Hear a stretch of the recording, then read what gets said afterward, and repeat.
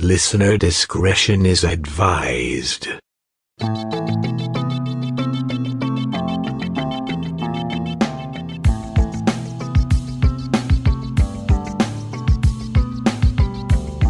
True crime can be strangely fascinating. This true crime is odd, macabre, and haunted. I'm Diane, your guide into the shadows. Welcome to Phantasmal Crime. Salem, Massachusetts' Gardner-Pingree House was the scene of a horrific murder. In 1830, this had been one of the grandest houses in Salem and was owned by Captain Joseph White. On the night of April 6th, he was bludgeoned and stabbed to death. This event and the ensuing trial featured some prominent names. Daniel Webster was the prosecutor, and writers like Edgar Allan Poe, Nathaniel Hawthorne, and H.P. Lovecraft were all inspired by elements from this true crime.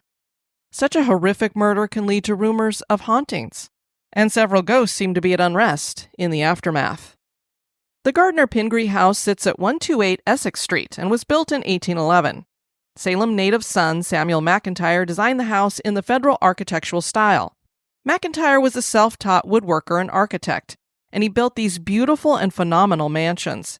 His specialty was creating wonderful pieces of woodwork that included these ornate mantels for fireplaces. McIntyre even entered a proposal in the competition for the design of the United States Capitol. The interior and exterior of the Gardner-Pingree House features rectangles with different ornamental accents within, and it looks very elegant. McIntyre liked his designs to be proportional, rhythmic, and detailed. The house is 3 stories and constructed from brick in a Flemish bond. The trim was done in white marble, and the house looks really unique because the 3rd-story windows are about half the height of the other windows. Black shutters frame the windows, with lintels with a keystone at the top of the windows. There are 2 chimneys, and the front door is framed with 4 Corinthian columns holding an elliptical portico. Samuel McIntyre built the house for John and Sarah Gardner on a lot that John had bought from his father. So this house is finished, the Gardners move in, and here comes the War of 1812. During the war, Salem suffered under an embargo, and people in the city were losing their finances quickly. Salem was once an emergent city, but with embargoes and ships getting bigger and Salem Harbor being too shallow, unfortunately the trade just went away. If it had stayed, you would see a significantly larger city than you do today. John Gardner's fortune was in shipping, and his losses forced him to sell the house, which he did to Sarah's brother Nathaniel West. The house was later sold in 1814 to Captain Joseph White. Captain White had made his fortune in maritime trade, and it's believed that some of this trade was human, the slave trade. That trade was illegal at the time. Captain White was living in his grand home at the time of his murder. But before we talk about the murder, we need to lay down a little background. Captain White had not had any children, but he had a favorite niece named Mary White Beckford. She married Joseph Jenkins Knapp, Jr. on November 6, 1827, against Captain White's consent. Captain White didn't trust Knapp, and he believed he was a fortune hunter who only married his niece to get White's fortune. So Mary's uncle disinherited her. This caused some bad blood. Inheritance had some unique elements at this time. Captain White had a brother named Henry and a sister named Mary, and his sister Mary actually worked in his house for him. Henry had 4 children, and Mary had 1 daughter, the one who was White's favorite. There were 2 ways to inherit the estate of a relative if there was no living will: per stirpes and per capita. Per capita divides an estate equally. So, in White's case, his estate would be divided 5 ways because there were 5 grandnieces and nephews. Per stirpes means an estate is divided equally to each branch of the family. So Mary's daughter, Mary, would get 50% of the inheritance. The niece's husband, Joseph, figured that his wife, Mary, would get 50% of Captain White's fortune, meaning he would get 50% of the money through her. But there was going to be an exception to the per stirpes rule in the White murder. The exception read, if all those entitled to share bore the same degree of kindred to the deceased, they were to take equally. So basically, it's going kind of back to the per capita idea that everybody gets equal shares. And keep in mind that all of this takes place in the case of no living will. But if Captain White had disinherited his niece, there had to be a will, right? Hold that thought. In the wee small hours of April 7th, 1830, Captain White's manservant was up and opening the shutters that were on the inside of the windows. he saw something that disturbed him. Out the kitchen window, he saw that the back window of the parlor was open and that a plank had been placed diagonally up to the window from the ground. The manservant ran to the maid to tell her what he saw. The two also realized that Captain White wasn't stirring in his room yet, and although he was 82 years old, he usually woke up very early and went about his duties for the day. They decided to check Captain White's bedroom, and when they opened the door, they were greeted by a horrifying sight. The bed clothing were turned down, and the sheets and Captain White's nightclothes were saturated with blood, and White was clearly dead. His body was cold and stiff, and he had been beaten so badly that they could not even recognize his face. So he had been murdered in his sleep the night of April 6th, and clearly, although this was a brutal beating, nobody heard anything. It's amazing nobody in the house heard anything with such a beating. But there could be a reason. Captain White's room was in the front of the house, and the servant quarters were up in the back. When the police were summoned and they came in, a couple of the police officers said, "I've seen battlefields, and I've never seen anything as bad as this." The authorities couldn't imagine why anyone would want to kill this old man. The mansion hadn't been ransacked and nothing was missing, so clearly this had not been a robbery. The captain kept a chest of money in the house, and it was untouched. Captain White had no enemies, and this was a really violent and angry murder.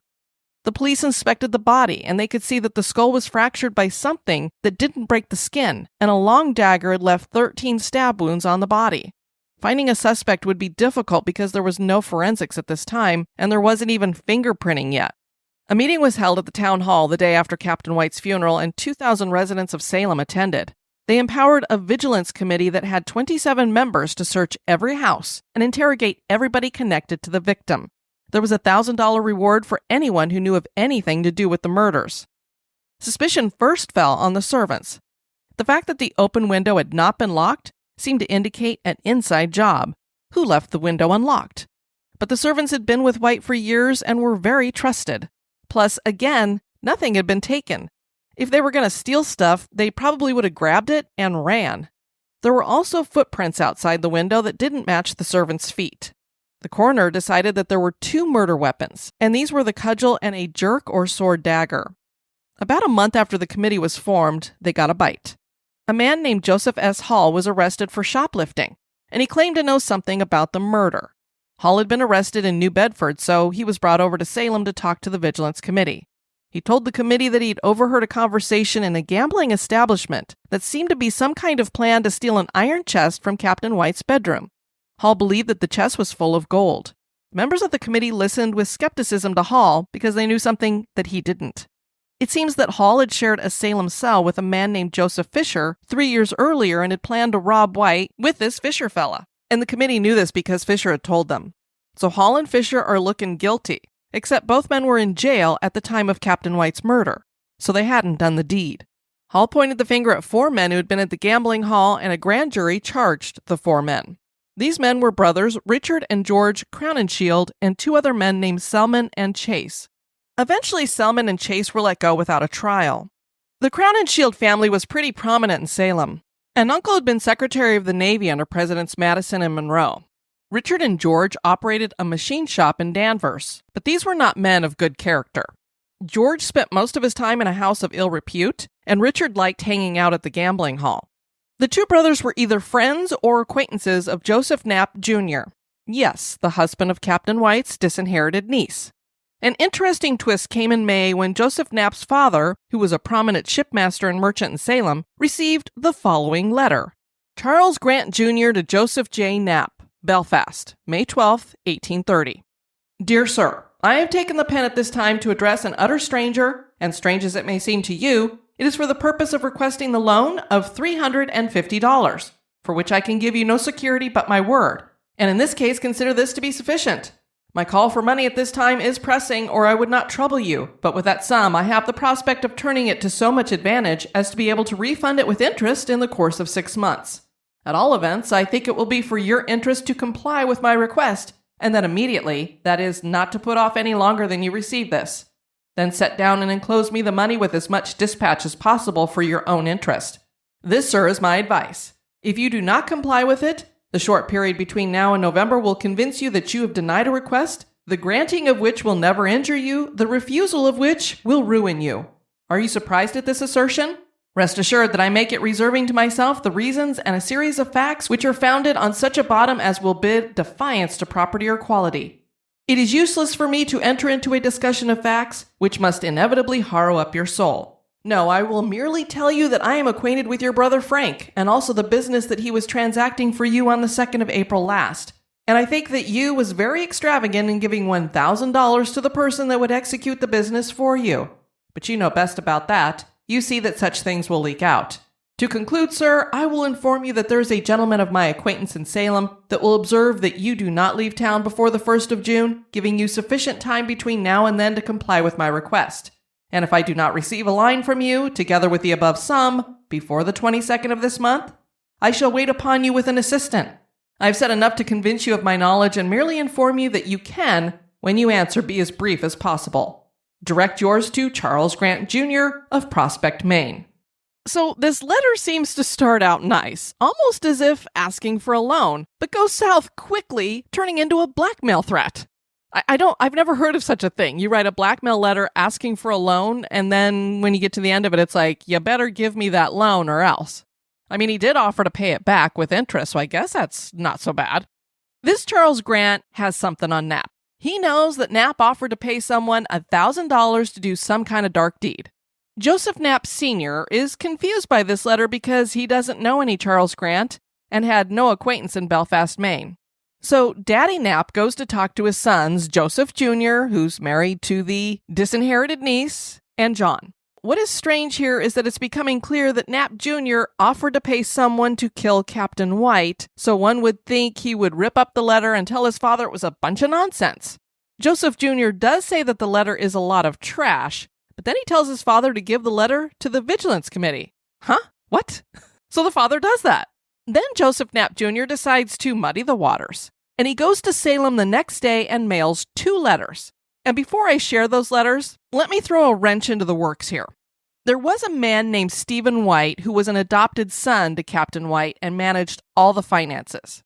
So he's not biological, but it would reason that Stephen White is probably going to inherit most of the estate from Captain White. And that's exactly what Knapp was afraid of, that Stephen was going to inherit everything. So one of these letters was addressed to the Honorable Gideon Barstow, chairman of the Vigilance Committee, and it read as follows. May 13th, 1830. Gentlemen of the Committee of Vigilance, hearing that you've taken up 4 young men on suspicion of being concerned in the murder of Mr. White, I think it time to inform you that Stephen White came to me one night and told me if I would remove the old gentleman, he would give me $5,000. He said he was afraid he would alter his will if he lived any longer. I told him I would do it, but I was afeard to go into the house, so he said he would go with me, that he would try to get into the house in the evening and open the window, would then go home and go to bed and meet me again about 11. I found him, and we both went into his chamber. I struck him on the head with a heavy piece of lead, and then stabbed him with a dirk. He made the finishing strokes with another. He promised to send me the money next evening, and has not sent it yet, which is the reason that I mention this. Yours, etc., Grant. The second letter was addressed to the Honorable Stephen White, a nephew of the murdered man and the principal heir. It read as follows. This is on May 12th, 1830. Mr. White will send the $5,000 or a part of it before tomorrow night or suffer the painful consequences. Grant. So, Knapp Jr. has just set up a scenario where Stephen White is the person who paid to have Captain White killed. The Vigilance Committee took Charles Grant into custody and found out that he was an ex-con named Palmer. When Palmer was asked about how he was involved in the murder of Captain White, he said, I've been an associate of George and Richard Crowninshield, and on April 2nd, 1830, I was sitting by a window in their house and saw Frank Knapp and Charles Allen drive up. The Crowninshield brothers, Knapp and Allen, then went for a walk. Upon their return, George and Richard informed me that Frank Knapp had asked them to kill Mr. White, and that Joseph Knapp Jr. would pay $1,000 for the job. Several different modes of executing it were discussed, but it was finally decided to kill him at night when Mrs. Beckford was not home. And that was his sister Mary, Captain White's sister Mary. Now, if you're going to try to fake out the Vigilance Committee, you probably shouldn't include a witness in the fake out, because now Palmer was going to be a witness for the prosecution. Warrants were issued for the arrest of John and Joseph Knapp Jr. Handwriting samples from Joseph Knapp proved he wrote the 2 letters. Joseph Knapp then confessed, I knew that Mr. White had made out a will in which he gave my mother-in-law, Mrs. Beckford, a legacy of $15,000. According to my understanding of the law, which I have since learned was erroneous, I believe she would get $200,000 if no will was found. I therefore decided to steal the will and have Mr. White assassinated. 4 days before the murder, I was in Mr. White's chamber, and procuring the key to his iron chest, I took his will and carried it home, burning it several days later. My brother Frank negotiated with Richard Crowninshield, who agreed to do the deed for $1,000. The night of April 6th was finally decided upon, and I persuaded my mother-in-law to spend a few days with my wife at Wyndham. On the 6th, I visited Mr. White's home, to which I always had access, and unfastened the window at the back of the rear parlor. That day, Crowninshield showed me the bludgeon and dagger with which the murder was to be committed. Crowninshield and my brother Frank met at 10 o'clock that night by appointment and proceeded to a spot where they could observe the movements in White's mansion. It was a beautiful moonlit night. Crowninshield requested Frank to go home. He left, but soon returned. During his absence, the lights in the mansion were extinguished, and shortly afterward, the hired assassin placed a plank against the house, entered the window, and crept upstairs to White's sleeping chamber. The moon was shining through the window onto the old man's face. Crowninshield swung his bludgeon and struck White on the left temple, probably killing him instantly.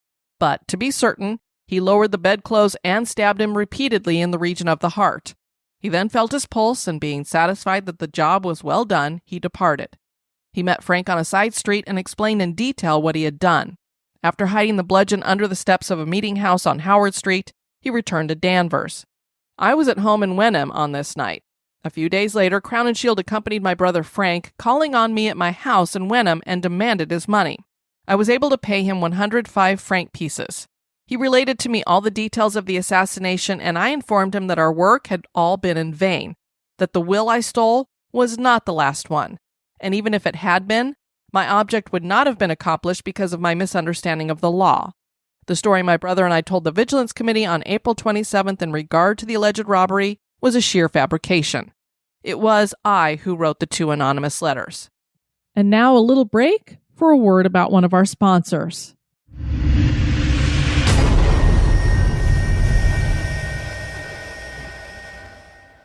So, Knapp Jr. hadn't realized that the will he stole and destroyed was an old will until this point now. A more current will had been written. So this was all for naught anyway. And then, of course, he points out he misunderstood the law as well. When Richard Crowninshield heard about Knapp's confession, he collapsed.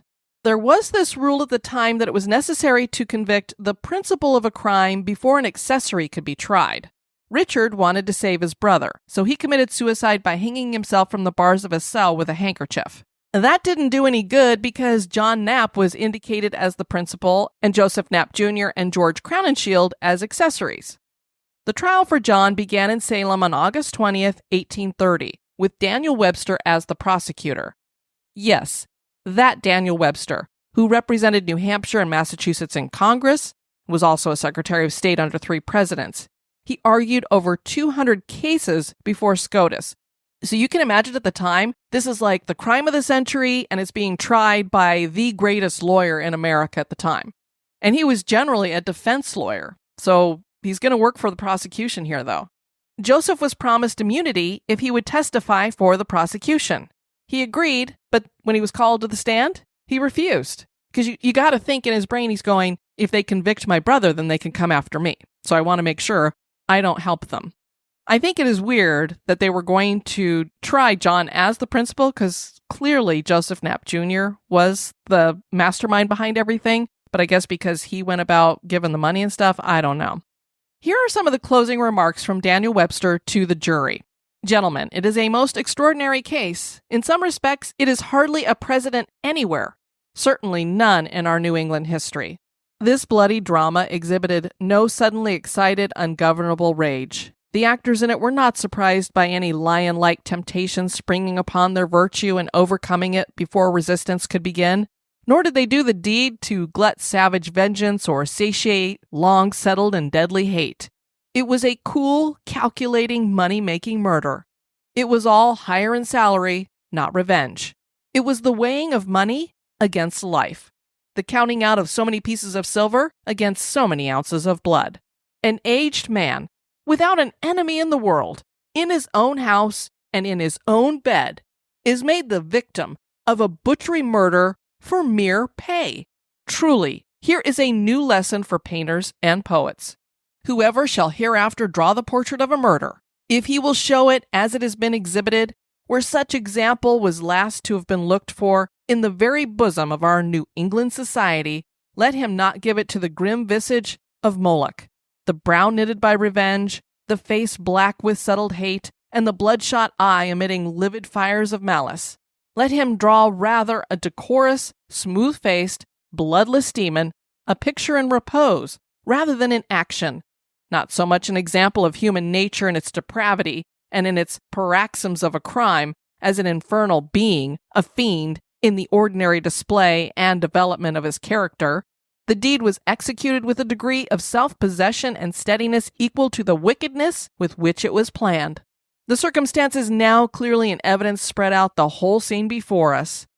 Deep sleep had fallen on the destined victim and on all beneath his roof. A healthy old man to whom sleep was sweet, the first sound slumbers of the night held him in their soft but strong embrace. The assassin enters, through the window already prepared, into an unoccupied apartment.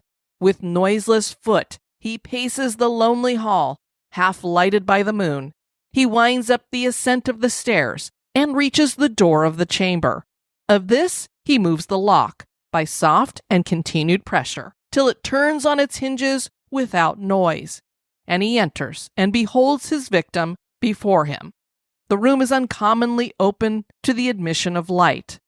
The face of the innocent sleeper is turned from the murderer, and the beams of the moon resting on the gray locks of his aged temple show him where to strike. The fatal blow is given, and the victim passes, without a struggle or a motion, from the repose of sleep to the repose of death. It is the assassin's purpose to make sure work, and he plies the dagger, though it is obvious that life has been destroyed by the blow of the bludgeon. He even raises the aged arm, that he may not fail in his aim at the heart, and replaces it again over the wounds. To finish the picture, he explores the wrist for the pulse.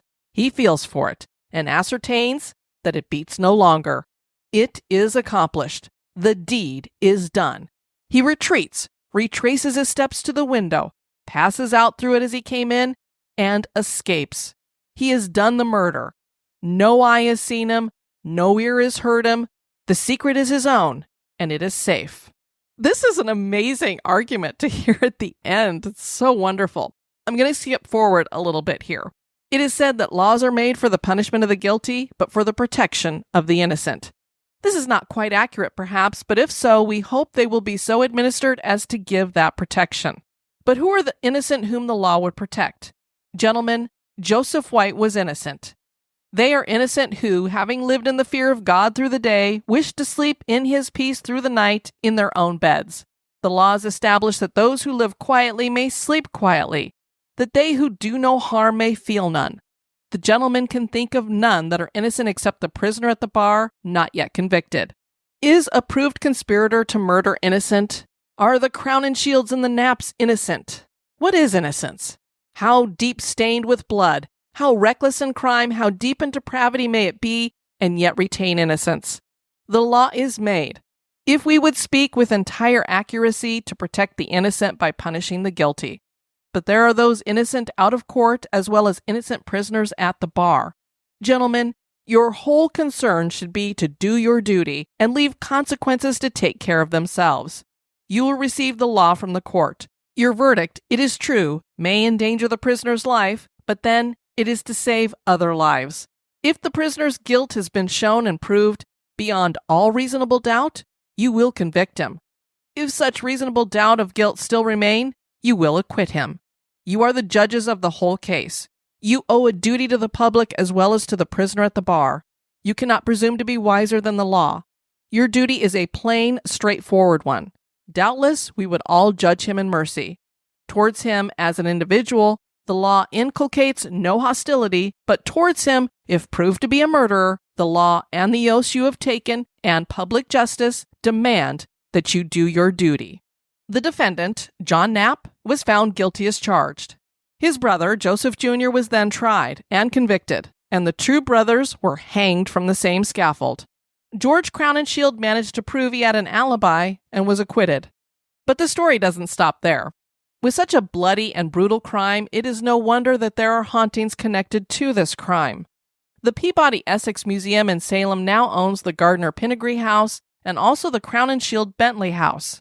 And a little fun fact about the Crowninshield House is that there can be no doubt that it was the model for the old Crowninshield House in H.P. Lovecraft's story, The Thing on the Doorstep. Visitors to the Crowninshield Bentley House say that every so often they catch a shadow of a man hanging. That kind of makes sense. Even though Richard hanged himself in jail, he was very tied to this house. People have passed out in the house, and some claim to have chest pains. There have been a couple of heart attacks inside as well. Is this connected to something paranormal? Who knows, but it is strange. The main haunting at the Gardner-Pingree House comes from the second floor and Captain White's former room. If you've ever done a ghost tour in Salem, you have been outside of this house. They always take you to this house and tell you the story. I've been outside of it a couple times. And when you are standing outside facing the house, the window on the second floor on the right-hand side is the window to Captain White's room. In that window, many people have seen the screaming face of Captain White and captured it in pictures. His white nightshirt is often seen in the images as well. Disembodied steps have been heard in the house, especially on the stairs, as if someone was wearing boots and walking around on them. Staff have been inside and heard the footsteps and called out, "Hello, who's there?" And they get no response and find no one on the stairs. Doors slam shut on their own. And on a certain night in April, there are people who claim you can hear the sounds of a residual murder with the pounding of a club onto human flesh and the ghostly groans of a murder victim. As for Poe being inspired by this crime, it wasn't just that this had been a brutal murder, but it was the words of Webster that really caught his attention. Poe was not just a writer, but also an editor and publisher, and he would have published a pamphlet with Daniel Webster's closing argument. The part that really probably caught him is a part that I didn't share yet. It read, quote, "The secret which the murderer possesses soon comes to possess him. It overcomes him. He feels it beating at his heart, rising to his throat, and demanding disclosure. He thinks the whole world sees it in his face, reads it in his eyes, and almost hears its workings in the very silence of his thoughts. It has become his master." Yep, that totally sounds like it inspired the Telltale Heart to me. The murder of Captain White was brutal. He did eventually get justice, so his spirit should be at rest, and perhaps it is. But the crime was just so violent and horrifying that it seems to have imprinted on the ether, and now continues to play out over and over again. That is just as paranormal as a human ghost.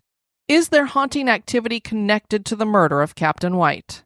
That is for you to decide. Thank you so much for joining me on this phantasmal crime. If you have a true crime that has something paranormal connected to it that you'd like to hear about, you can write me at historygoesbump@gmail.com. I've been your host, Diane.